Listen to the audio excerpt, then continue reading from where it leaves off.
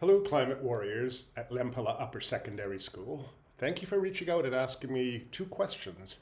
My name is Andrew Weaver. I'm a climate scientist at the University of Victoria in Canada, addressing you from Durrës in Albania, as you can see out the window here, which is raining. I also served as the leader of the BC Green Party in the British Columbia Parliament, holding balance of power from the 2017 to 2020 period, where we brought in quite innovative climate policy for our province that sadly is being dismantled as new governments step forward. The first question you asked me is, how long do you believe it will take before the entire global population fully recognizes climate change as one of humanity's greatest future risks? Well, in fact, I truly believe that most Western democracies, most people in them, already believe that this is a serious issue.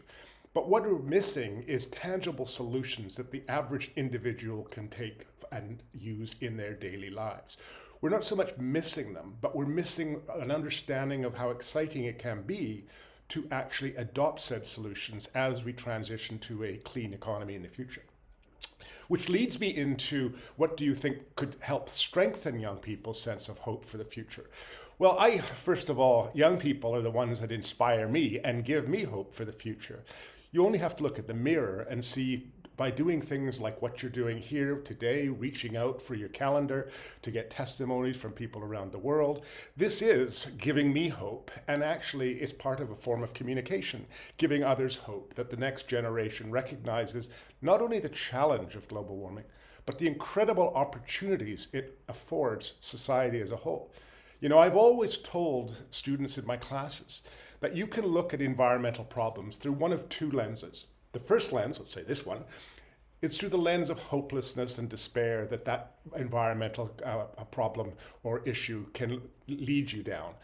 But the other, and one that I argue that I and many youth could and should look at this at, is every environmental challenge actually can be viewed through the other lens, and that is the lens of opportunity it creates for innovation, prosperity, creativity in trying to actually deal with that problem and address the challenge. One of the things that I also say to my students is that each and every one of us is part of the problem. But that's actually really empowering, because then that means that each and every one of us is also part of the solution, which translates into everything that we do in our own lives makes a difference. And the way we facilitate change is not so much by focusing on the overwhelming issue, but by recognizing we all live in communities. We have families, we have friends, we have neighbors. And if we show leadership in our own behavior and inspire others in our local community as to how that ownership and agency that we develop and exhibit in our solutions ourselves, can actually be inspiring. My house, I live in British Columbia, Canada, Victoria, south end of Vancouver Island. It's essentially carbon neutral. I mean, you can never say you're totally carbon neutral. But in doing so, I've recognized that it's really fun. Obviously, I drive an electric car. I have enough solar panels on my roof that I actually make money every month from the government instead of pay money. We have natural gas for a barbecue, but it's sustainable natural gas. So what is that, you might say? Well, it's natural gas that is generated from agricultural waste. So it's not, dig it out of the ground fossil gas, it's agricultural gas, which would otherwise turn into carbon dioxide in the atmosphere as that vegetation decomposes.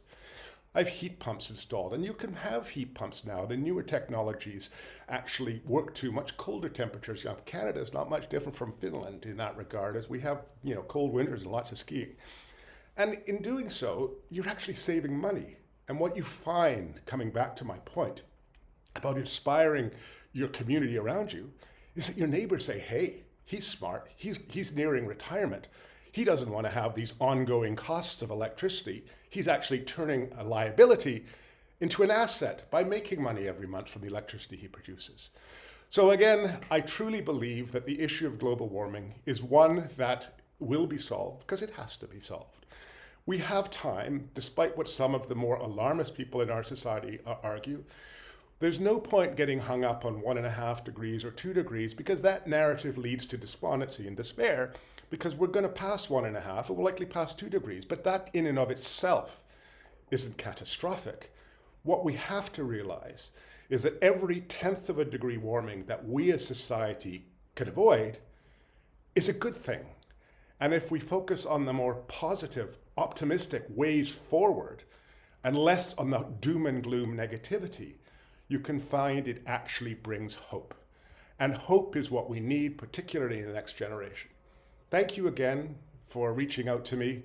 I think it's a great project that you've done, and I look forward to seeing your compilation when it's all finished. Bye-bye.